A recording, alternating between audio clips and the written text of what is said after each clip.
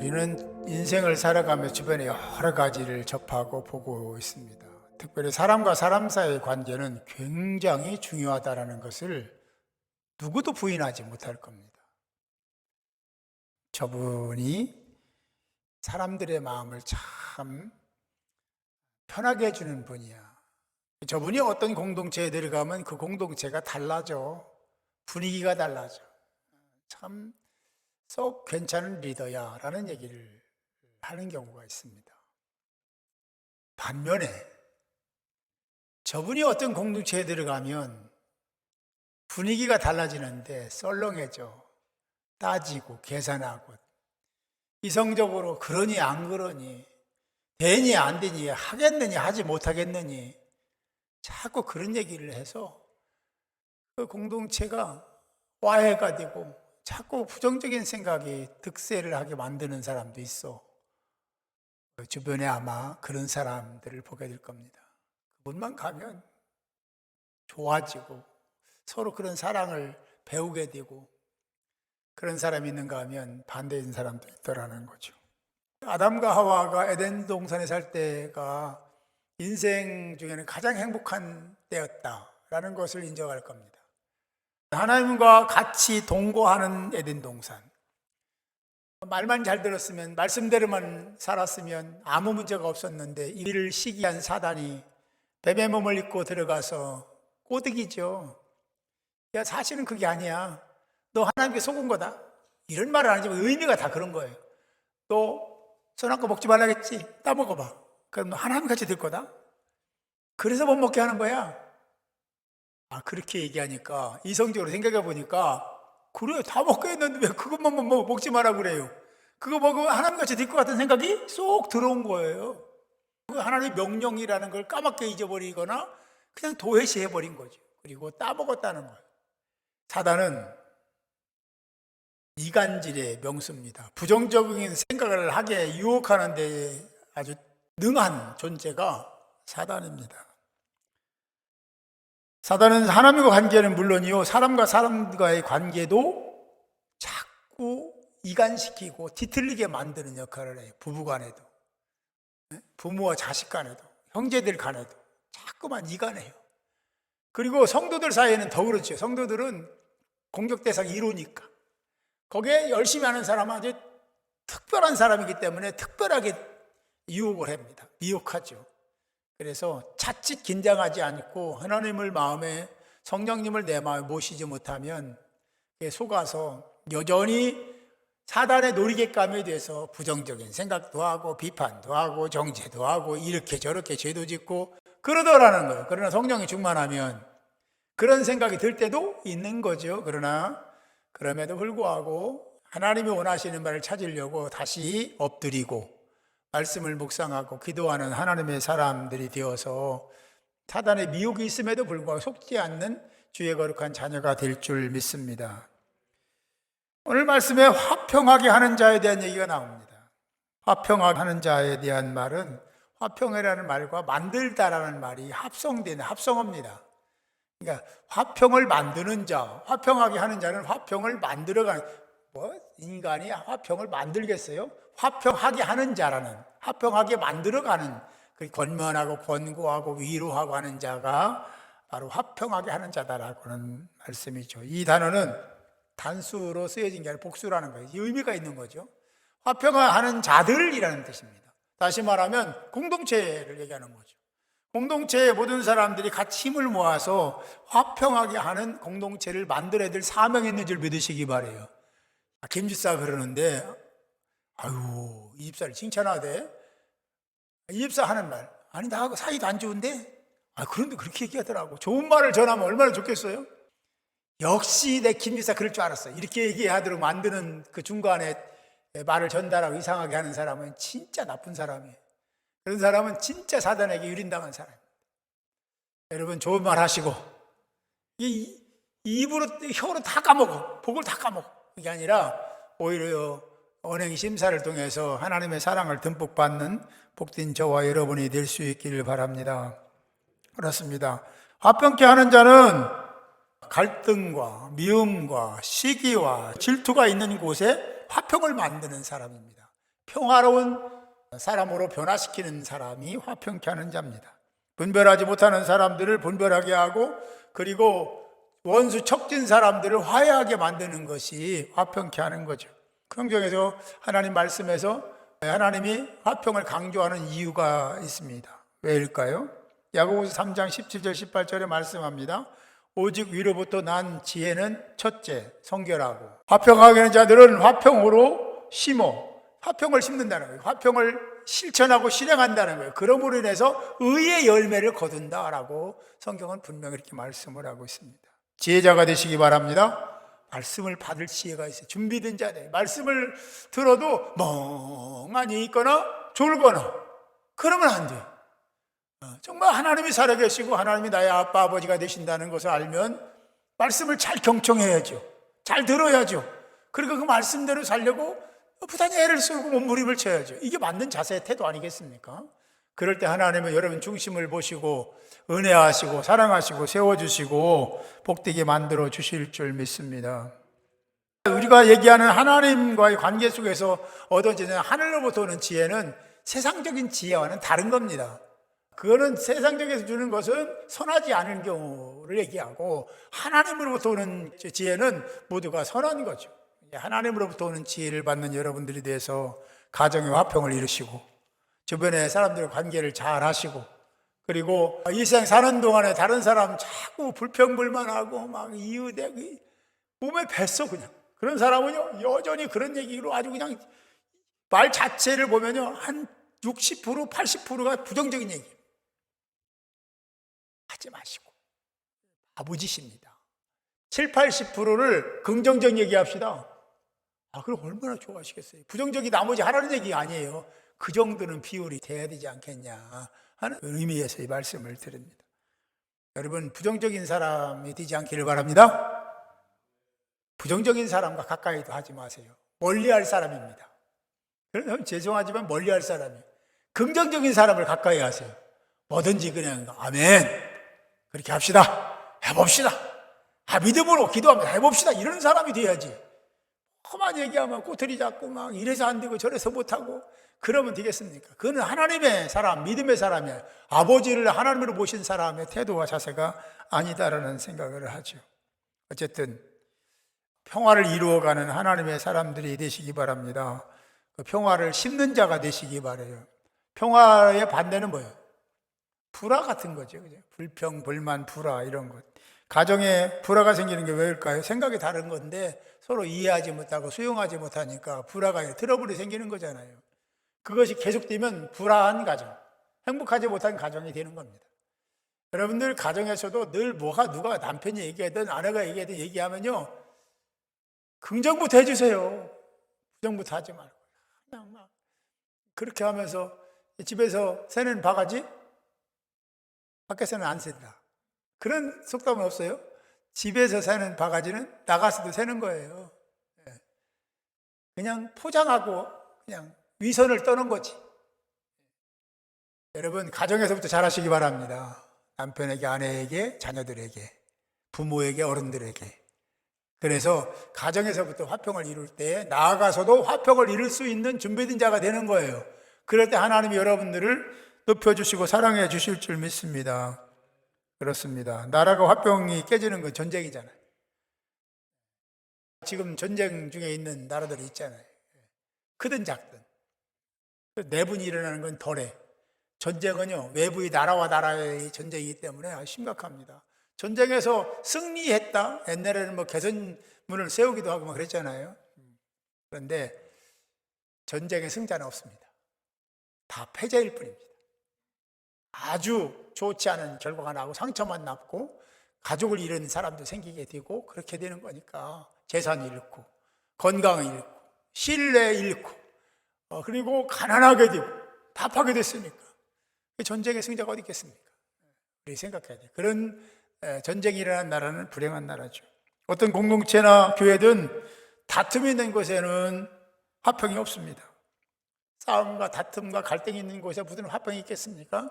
그걸 기대한다는 것 자체가 잘못된 거예요. 있을 수가 없습니다. 야고보서 4장 1절에 말씀하죠. 너희 중에 싸움이 어디로부터 다툼이 어디로부터 나는가? 어디서부터 난다고 생각하세요? 정욕입니다. 너희 지체 중에서 싸우는 정욕으로부터 나는 것이 아니냐. 싸우는 정욕으로부터 나오는 거예요.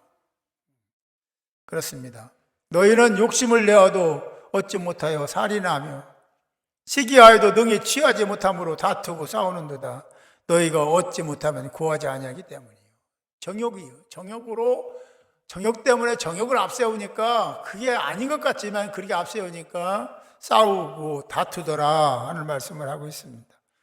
화평하게 하는 자가 되려면 우선 먼저 해결해야 될 것은 자기를 정화시키는 겁니다. 자기 죄의 문제를 다루는 겁니다. 자기를 볼 수 있는 눈을, 그런 가치를 높이는 겁니다. 자기를 보지 못하는 사람이 다른 사람을 많이 보는 거예요. 허물을 잡는 거죠. 내 눈에 들어있는 들보 빼지 못하고 어떻게 다른 사람 눈에 들어있는 티를 얘기하냐 하는 거죠. 그런 경우가 많잖아요. 우리는 자기를 보는 눈이 높아지고 깊어지고 그리고 세밀할 때 믿음도 성장하고 자라나며 부정적인 생각도 떠나가고 성령이 그를 지배하도록, 자신을 지배하도록 성령이 내 마음에 오시도록, 그리고 제 문제를 해결하고 주님을 모실 장소로, 내면의 장소죠, 영의 장소, 마음의 장소를 만들고 성령과 더불어 사는 하나님의 사람들이 될 줄로 믿습니다. 그렇습니다. 이 화평은 예수님의 속성 중에 하나입니다. 예수님이 이 땅에 오셨어요. 뭐를 이루기 위해서 오셨다고 하죠? 성경에? 화평을 이루기 위해서 보냄을 받았다. 그리고 예수님이 이 땅에 오셔서 정말 화평의 존재로, 이게 하나님이 보내신 화평의 존재예요. 그래서 어떤 학자는요, 하나님의 말걸어오심, 인간에게 말걸어오심 속에 가장 큰 말걸어오심은 예수가 성육신하신 것이다. 잘 이해 안 돼요? 하나님이 인간과 화해를 위해서 말걸어오시는데, 찾아오시는데 그 중에 가장 핵심적인 말걸어오심의 모습은 예수를 성육신하게 하신 거다라고 말해요. 그렇죠. 예수가 오심으로 인해서 화해의 장이 열렸잖아요. 맡긴 담이 허물어졌잖아요. 그리고 구원의 문이 열렸습니다. 우리는 그 은혜를 생각하면서, 십자가의 은혜를 생각하면서 살아가는 하나님의 사람들이 되어야 될 줄 믿습니다. 그렇습니다. 구원받은 자는 화평하게, 자신이 화평을 누리는 자일 뿐만 아니라 다른 사람을 화평하게 하는 자다. 여러분 가만 생각해 보세요. 나는 화평을 누리는 자인가? 조금 더 나아가서 나는 다른 사람을 화평하게 하는 자인가? 아니면 나 혼자만의 신앙을 지니고 있지는 않은가?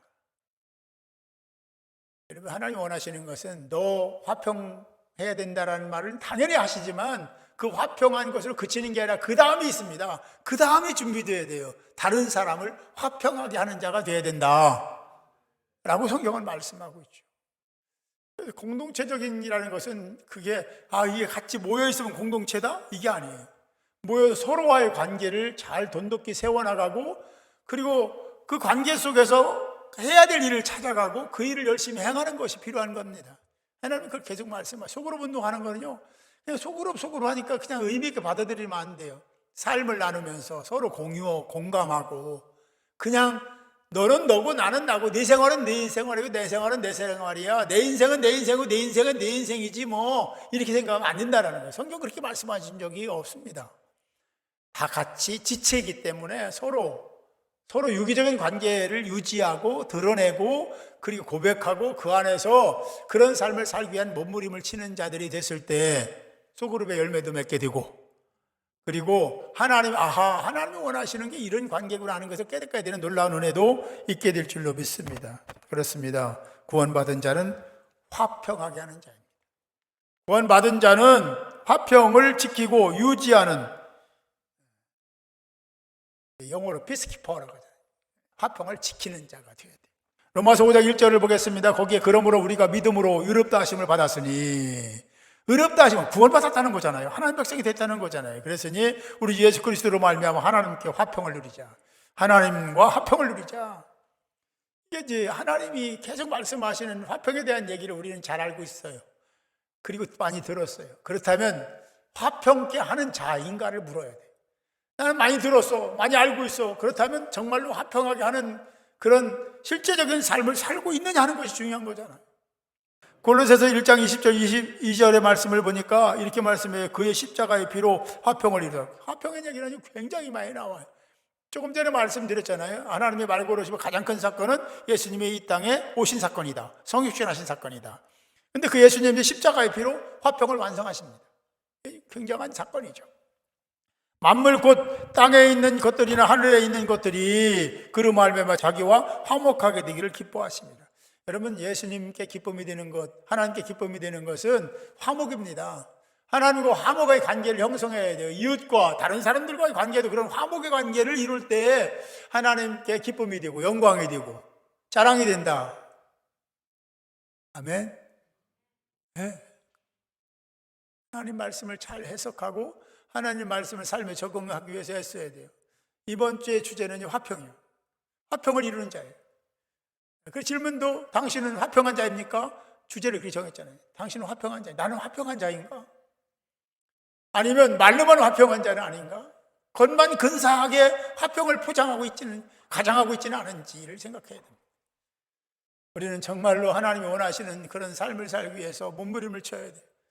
나의 생각이나 가치나 습관들을 바꾸고 하나님이 말씀이 원하시는 대로 살아가기 위해서 부단히 노력했던 믿음의 선진들처럼 몸부림을 쳤을 때 가능한 일입니다. 그냥 되는 게 아니에요. 그럴 때 하나님과 소통이 이루어지고 하나님과 화평이 이루어지고 하나님의 사랑을 받을 수 있는 겁니다. 그냥 나는 나대로 살고 하나님 말씀대로 있는데 어떻게 그게 하나가 될 수 있고 하나님의 놀라우신 은혜와 은총을 받고 누리겠습니까? 그는 어불성설, 말도 안 되는 얘기예요. 불가능한 얘기입니다.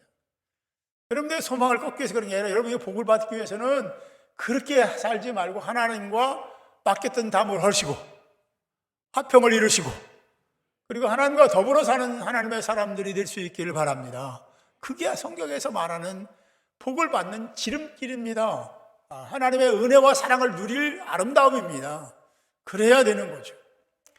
골로새서 1장 20절 22절 말씀에서 그렇게 말씀한 거죠. 화평을 이루사 만물 곧 땅에 있는 것들이나 하늘에 있는 것들이 그로 말미암아 자기와 화목하게 되기를 원하신다. 사람뿐만 아니라 비조된 모든 세계가 당신과 그런 관계를 유지하기를 원하신다. 그게 하나님께는 영광이다. 그게 기쁨이다 라고 말씀하고 있는 거죠. 이사야 26장 3절에서도 말씀합니다. 주께서 심지가 견고한 자를 평강하도록 지키시리니 이는 그가 주를 신뢰함이니. 그렇습니다. 하나님을 신뢰하는 게 뭡니까? 결국 그것이 평강하도록 지키시는 원인이 되는 거예요. 심지가 견고해야 됩니다.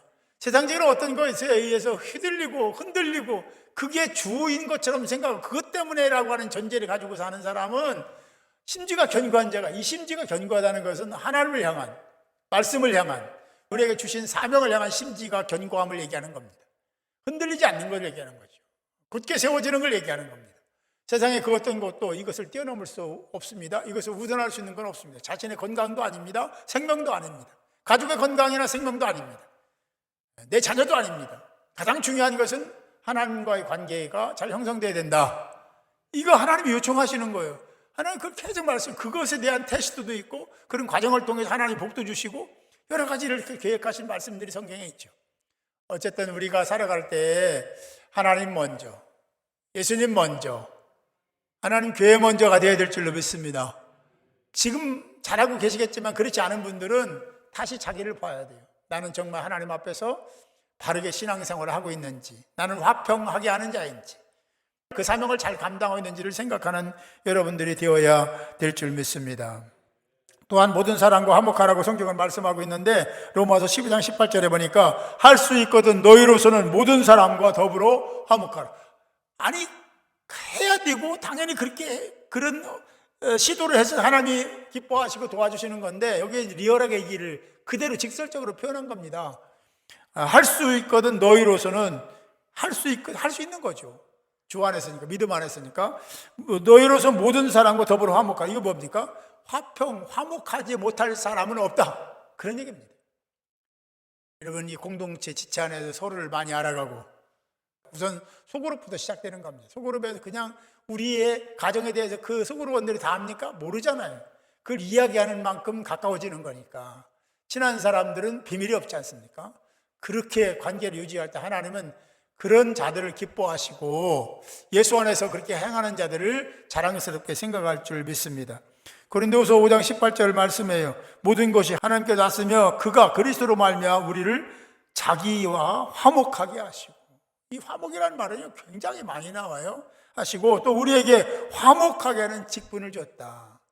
우리가 그리스도인이 됐다는 것, 입양됐다는 것은요, 하나님의 나라에 입양됐다는 것은 그 자체로 이미 화목의 사명을 받은 걸로 믿으시기 바랍니다. 그런데 직분자들은요 더 큰 사명이 있는 거예요. 더 열심히 하라는 하나님의 준엄한 명령도 있는 겁니다. 직분 받고 막 부정적인 얘기나 하고 막 못해요, 안 해요, 싫어요, 어려워요, 힘들어요, 피곤해요, 그런 얘기하면 안 돼요. 정말 그렇더라도 침묵하시기 바랍니다. 그런 얘기에 입을 꺼내지 마. 침묵하고 기도하고 다음에는 더 열심히 해야지, 그런 자세와 태도를 바꾸고, 그래야 하나님이 기뻐하시고 사랑하시고 은혜하시고 미래를 보장하셔서 가까운 장래가 아름답고 복되게 될 줄로 믿습니다. 명심해야 될 것이 있습니다. 반드시 해야 될 것이 있습니다. 그리스도인은 어떤 상황 속에서도 누구와도 화목해야 된다. 믿으시면 아멘. 오늘 말씀을 다시 한번 같이 읽습니다. 마태복음 5장 9절입니다. 시작. 화평하게 하는 자는 복이 있나니 그들이 하나님의 아들이라 일컬음을 받을 것이며. 화평이라는 말은요, 지금까지 설명을 했지만 또 다른 의미가 하나 있는데요, 그것은 온전함입니다. 이 화평을, 온전함이 있다는 그런 의미가 있다는 것은 화평을 대충 적당히 하지 마라.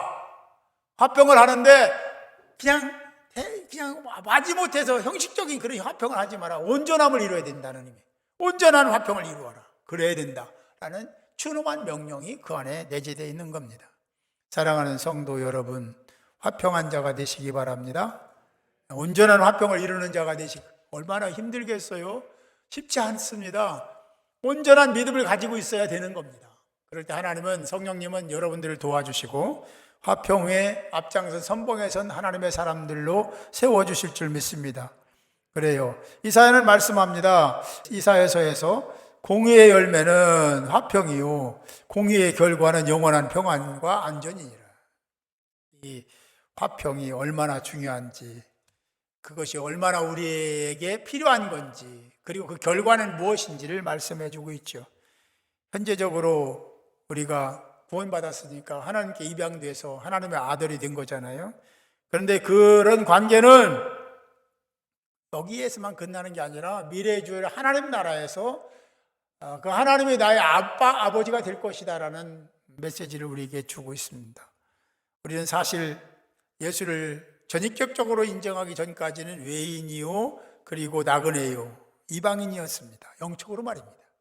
그런데 우리가 예수를 믿고 전인격적으로 예수의 십자가를 인정한 이후에는 우리가 그런 자가 아니라 십자가를 통해서 온전한 자가 됐고, 할렐루야, 화평하게 하는 자로 자격부여를 받았음을 믿으시고, 내가 하나님이 원하시는 그 화평을 이루기 위한 몸부림이 있어야 되고, 그리고 이웃과의 화평을 이루게 하는데 앞장서서 권고하고 권면하고 그들을 배려하고 품고 그리고 사랑하고 섬기는 자들이 되어서 하나님의 놀라운 사랑 속에 살아가는 저와 여러분들이 될 수 있기를 바랍니다. 오늘부터 화평케 하는 자, 오늘 이 시간부터 나는 하나님의 명을 따라서 하나님이 그렇게 말씀하시는 중요한 그 화평, 예수님도 화평을 이루기 위해서 이 땅에 오셨는데 나도 당연히 그래야지라는 생각을 가지시고 오늘부터 더 화평을 누리고 더 화평케 하는 하나님의 사람들이 될 수 있기를 주님의 이름으로 축원합니다.